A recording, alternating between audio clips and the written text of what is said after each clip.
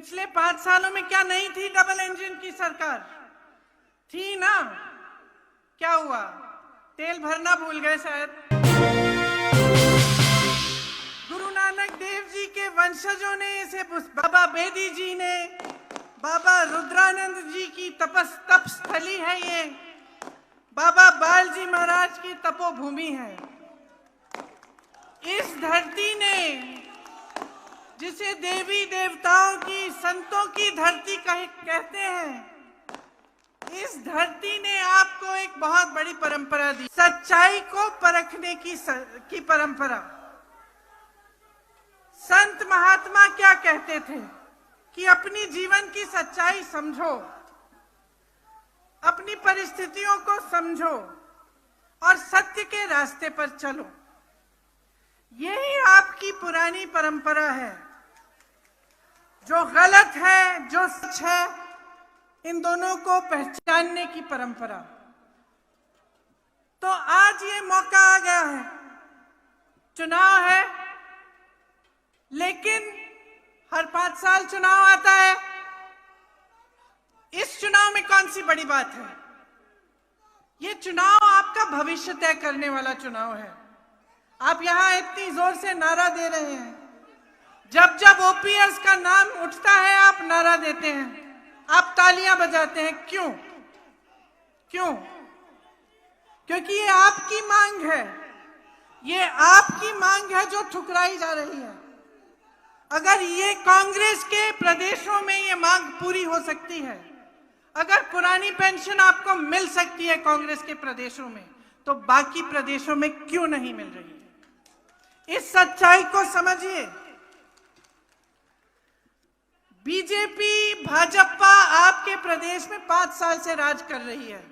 इनके नेता आते हैं, कहते हैं फिर से वोट दीजिए, डबल इंजन की सरकार चलेगी। कहते हैं कि नहीं कहते हैं? बताइए। तो कभी आपने सोचा है कि अभी कह रहे हैं डबल इंजन की सरकार, पिछले 5 सालों में कहां थे? पिछले 5 सालों में क्या नहीं थी डबल इंजन की सरकार? थी ना? क्या हुआ? तेल भरना भूल गए शायद। इंजन में तेल नहीं गया। पहचानिए सच्चाई को। आज ये नौजवान जो यहाँ पे खड़े हैं, बताइए कितनों को रोजगार मिला है पिछले 5 सालों में? मिला है आपको रोजगार? नहीं मिला ना?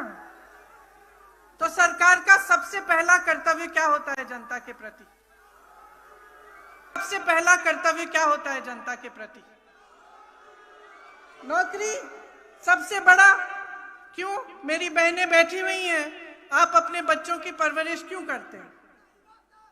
प्रेम से उनकी देखभाल करते हैं, उनको शिक्षित करते हैं। क्यों? ताकि उनका भविष्य बने, बड़े होकर वो आत्मनिर्भर हो, आपका भी देखभाल करें।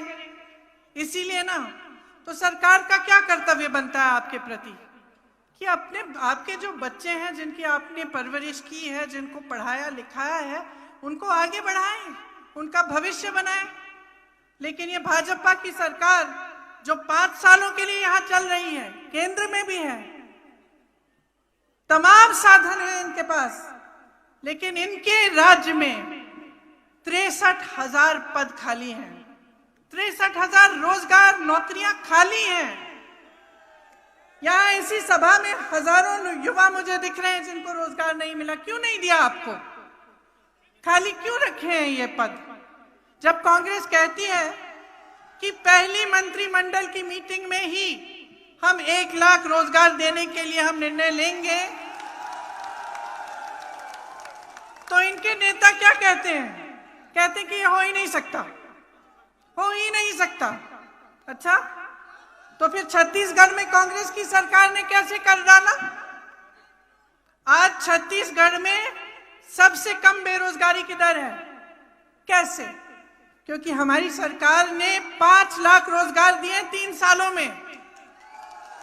राजस्थान में कांग्रेस की सरकार है, 1,30,000 नौकरियां दी हैं और यहाँ 63,000 पद खाली पड़े हैं। यहाँ के नौजवान परेशान हो गए हैं, शिक्षित हैं, मेहनती हैं, रोजगार लें, अपने परिवारों की देखभाल करें, पैसे कमाएं, और वो इच्छाएं पूरी नहीं हो रही हैं, इसलिए भटक रहे हैं और नशा फैलाया जा रहा है, लेकिन रोजगार नहीं दिया जा रहा है। ये सच्चाई है यहाँ की कि 30 लाख आबादी है यहाँ युवाओं की लगभग, और 15 लाख बेरोजगार हैं। 15 लाख बेरोजगार हैं, आप हजारों पद खाली रख रहे हैं, आप नौकरियां नहीं दे रहे हैं। ये है सच्चाई। अग्निवीर को देखिए, कैसा स्कीम है, आप जानते होंगे। आप माताएं अपने बेटों को भेजते हैं सरहद पे देश की रखवाली करने के लिए, और ये लोग क्या कर रहे हैं, सेना को ठेके पे दे रहे हैं। कह रहे हैं कि सेना की जो भर्ती है वो भी ठेके पे होगी, 4 साल बाद 75% लड़के वापस आ जाएंगे। फिर क्या करेंगे, किसी के ऑफिस में काम करेंगे, कहीं नौकरी ढूंढते हुए भटकेंगे। तो यहाँ के पहले कम से कम 4000 लोग सेना में भर्ती होते थे। अब जो नया नियम आया है उसके जरिए मात्र 400-500 सेना में जा पाएंगे, और उनमें से भी 75% वापस आ जाएंगे 4 साल बाद। आप सोचिए कि इन लोगों की नियत क्या है। बहुत स्पष्ट है, सत्ता में रहने के लिए चुनाव के समय आपके सामने कुछ भी कह डालेंगे, कुछ भी कह डालेंगे, कैसे कैसे बड़े बड़े वादे करेंगे, लेकिन जैसे ही चुनाव चले जाता है आपको भूल जाते हैं। जैसे ये सब बातें खत्म, प्रचार खत्म, जैसे अग्निहोत्री जी कह रहे थे कि हेलीकॉप्टरों में पैसे ला रहे हैं, एम्बुलेंस में शराब आ रही है। अगर ये सच्चाई है तो आप सोचिए, सबक सिखा दीजिए कि पैसों से चुनाव नहीं जितवाएंगे आप, कि आप अपने भविष्य के आधार पर अपना वोट देंगे। आप शिक्षित हैं, समझदार हैं। अग्निहोत्री जी ने कहा इंदिरा जी ने ये प्रदेश बनाया, लेकिन इंदिरा जी हमेशा कहती थी हिमाचल प्रदेश की जनता ने हिमाचल प्रदेश को बनाया है। भरोसा था आप में और आप उन पर भरोसा करते थे। इसीलिए परमार जी जैसे, वीरभद्र सिंह जी जैसे नेता आपको मिले, आप ही की जमीन से उभरे। अग्निहोत्री जी को देखिए, दिन रात आपके लिए एक करते हैं, सुबह शाम आपके लिए काम करते हैं। नेता प्रतिपक्ष हैं, विपक्ष में होते हुए आपकी आवाज दिन रात उठाते हैं।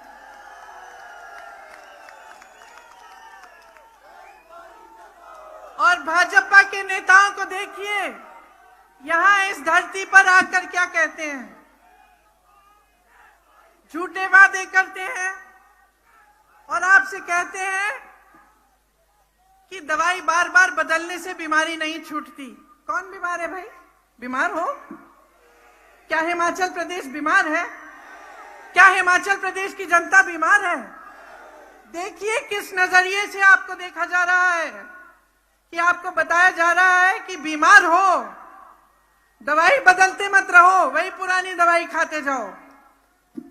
ये बताया जा रहा है आपको, समझ लो, गुमराह किया जा रहा है। आज हिमाचल प्रदेश घाटे में है, 70,000 करोड़ का कर्ज है। प्रदेश के 20 निगम और बोर्ड घाटे में हैं। कर्मचारियों को दिवाली का डीए नहीं मिला। एचआरटीसी के कर्मचारियों को अभी तक इस महीने का वेतन नहीं मिला था। लेकिन घोटाले ही घोटाले हैं। कोरोना के समय पीपीई किट में घोटाले हुए, पुलिस भर्ती में घोटाला हुआ, शिक्षक भर्ती में घोटाला हुआ, खनन के तमाम घोटाले हैं। ये स्थिति है और आपसे कहते हैं दवाई मत बदलिए, जैसे कि आप बीमार हैं। इन्होंने क्या परिस्थिति बना दी है हिमाचल प्रदेश के नौजवानों की, हिमाचल प्रदेश के भविष्य की। किसान, बागबान, छोटे व्यापारी सब मुसीबत में हैं। किसी से भी पूछ लीजिए पिछले 5 सालों में क्या आपने तरक्की की, क्या आपका बिजनेस बढ़ा, आपको रोजगार मिला? सब मना करते हैं, किसी की तरक्की नहीं हुई है। तो जब ये असलियत है और असलियत आपके सामने है, आप जी रहे हो इस असलियत को, तो आप इस असलियत को बदलते क्यों नहीं? बदलोगे?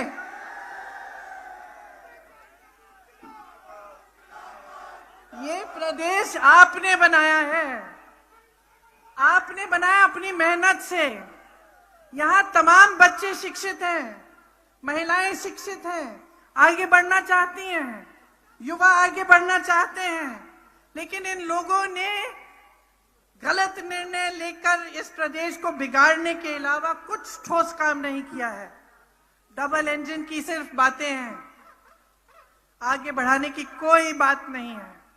और 5 सालों में जो आपने सहा है, जो आपने देखा है, ये आप अच्छी तरह से जानते हैं। तो मैं यहाँ खड़े होकर आपको झूठे वादे नहीं करना चाहती।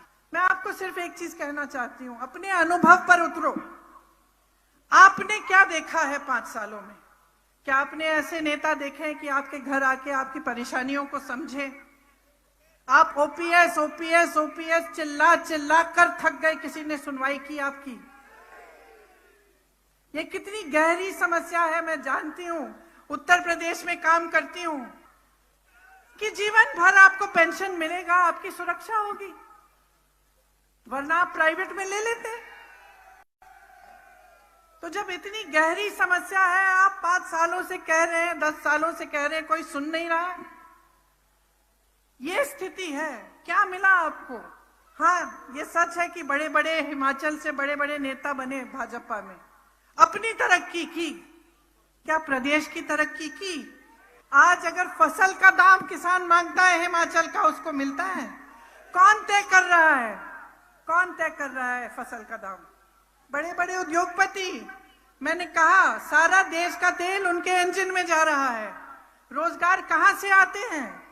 जो पीएसयू थे, जिससे तमाम रोजगार मिलता था, किसको बेच दिए? अपने बड़े बड़े उद्योगपति मित्रों को। जो आपकी संपत्ति है, देश की संपत्ति है, वो उनको बेच दिया। आज अगर आपके फसल का दाम तय करते हैं तो वो करते हैं, किसान नहीं करता है। तो आप समझिए, बार बार मैं सिर्फ यही आग्रह करती हूं, शिक्षित हो, समझदार हो, बहुत विवेक है आप में। जो संघर्ष में जीवन आपका है, किसी नेता का नहीं है। गलतफहमी में मत होना, किसी नेता का नहीं है। सब नेता आराम में रहते हैं। 5 साल बाद अगर बदलोगे नहीं ना, तो आराम करते रहेंगे, आपको भूल जाएंगे। यही होती, ये देखिए, सत्ता में होने से अहंकार बहुत होता है, आप जानते हैं। तो अगर बदलाव नहीं लाओगे तो वही 5 साल जो आपने भुगते हैं, उससे बुरा भुगतोगे 5 सालों में। कांग्रेस के नेताओं को देखो क्या क्या किया। परमार जी ने कितना काम किया हिमाचल के लिए। वीरभद्र सिंह जी ने शिक्षा के संस्थानों का जाल बिछाया। इंदिरा जी की मदद के साथ यहाँ पे जब हिमाचल प्रदेश बना, तो आप सबको आगे बढ़ाने की पूरी कोशिशें हुई। चाहे यहाँ IIIT लगा, चाहे तमाम संस्थाएं बनाई गई, चाहे अस्पताल हो, चाहे कुछ भी हो, तमाम काम। आपने पुल का जिक्र किया, सबसे बड़ा पुल, सबसे लंबा पुल, वो भी कांग्रेस के नेताओं ने बनवाया। हम आपके लिए काम करके दिखाना चाहते हैं। मैंने कहा कि पहले मंत्रिमंडल की मीटिंग में 1 लाख रोजगार तय करेंगे, लेकिन 5 सालों में हमारा वचन है कि 5 लाख रोजगार देने का पूरी कोशिश करेंगे। आपने हर घर लक्ष्मी योजना के बारे में सुना होगा। मैं जानती हूं आप कितना मेहनत करती हो। मैं जानती हूं मेरी बहनों, पूरा समाज का बोझ आपके कंधों पर है। आप बच्चों की परवरिश करते हो, मेहनत करते हो, घर में, खेती में, नौकरी करते हो, सब कुछ करते हो। जो महिला नौकरी करती है वो फिर भी घर आकर खाना पकाती है, क्यों आप नहीं करते? हाँ, मम्मी खाना परोस के देती है ना जब घर आते हो। कभी सोचा है कितना मुश्किल जीवन होता है, कितना संघर्ष होता है माताओं का, बहनों का? हम समझते हैं, इसीलिए हम हर घर लक्ष्मी योजना बनाना चाहते हैं, जिससे 1500 रुपए प्रति माह आपको मिलेंगे, आपके खाते में जाएंगे। हर विधानसभा में 4 इंग्लिश की पाठशाला बनाना चाहते हैं। आर्मी से रिटायर होकर आए सर्विसमैन के लिए आरक्षित सभी पदों को भरने की योजना है। यहां कांग्रेस ने कई औद्योगिक क्षेत्र बनाए, उनका विकास कराने का काम हम करना चाहते हैं, रोजगार पैदा करना चाहते हैं। ऊना और आसपास के जो इलाके हैं, यहाँ पर खास आध्यात्मिक टूरिज्म मतलब स्पिरिचुअल टूरिज्म के केंद्र के रूप में यहाँ को हम विकसित करना चाहते हैं, ताकि जो दर्शन करने आए उसको पूरी सुविधा मिले, लेकिन आप सबको इससे रोजगार भी मिले। ऊना गुरु नानक देव जी की वंशजों की भूमि है। गुरु नानक जी ने सच्चा सौदा का विचार दिया था ना। सच्चा सौदा का मतलब क्या होता है? जिसका है वो उसको मिलना चाहिए। सबसे बड़ी प्राथमिकता गरीबों की होनी चाहिए, जरूरतमंदों की होनी चाहिए, और यही कांग्रेस पार्टी का सिद्धांत है। यही महात्मा गांधी का सिद्धांत था, यही इंदिरा गांधी का सिद्धांत था, और यहाँ मंच पे खड़े हुए जितने भी नेता हैं, यही उनका सिद्धांत है।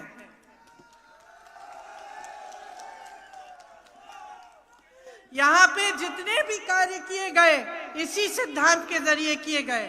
फूड पार्क, यहाँ पे जितने भी कार्य किए गए इसी सिद्धांत के जरिए किए गए। फूड पार्क बना, पंडोगा, बाथड़ी जैसे औद्योगिक क्षेत्र बनाए, सिविल हॉस्पिटल बनाया। मैंने पहले कहा triple IT, lift irrigation system से यहाँ पानी की समस्या दूर की गई। ये इन्हीं सिद्धांतों के जरिए, इन्हीं की वजह से ये सब काम हुआ। तो आप ही पहचानिए, बहनों पहचान लो। मैं पंजाब में जब प्रचार करने गई थी तो मैंने कहा था, जब लड़की के लिए दूल्हा ढूंढना पड़ता है तो सबसे पहले जब घर में जाते हैं उसको देखते हैं तो हम क्या देखते हैं?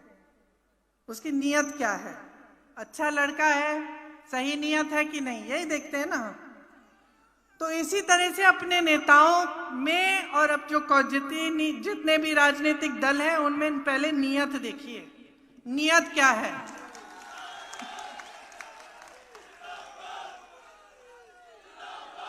जिस तरह से हमारे सिद्धांत सेवा और समर्पण के हैं, उसी तरह से आज भाजपा का एक ही सिद्धांत है, सत्ता में रहना। बस किसी भी हालत में कैसे भी सत्ता में रहना, यही है।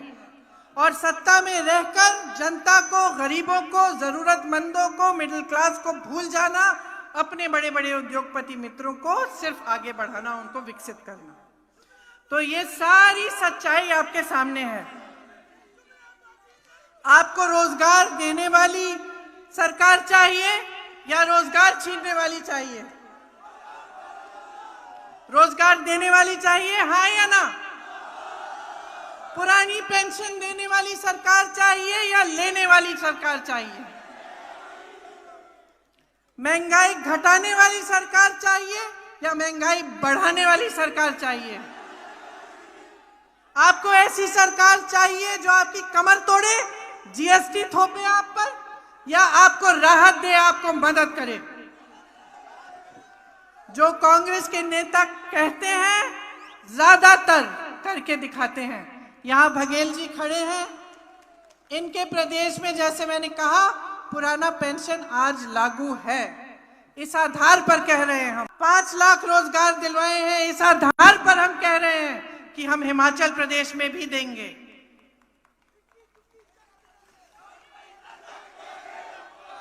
देखिए, जब भी हम ये बातें करते हैं तो छोटे से छोटा भाजपा का नेता लेकर बड़े से बड़े तक कहता है कि नहीं हो सकता, रोजगार बना नहीं सकते, महंगाई कम होगी नहीं, ये जो ओपीएस कह रहे हैं इसके लिए पैसे नहीं है।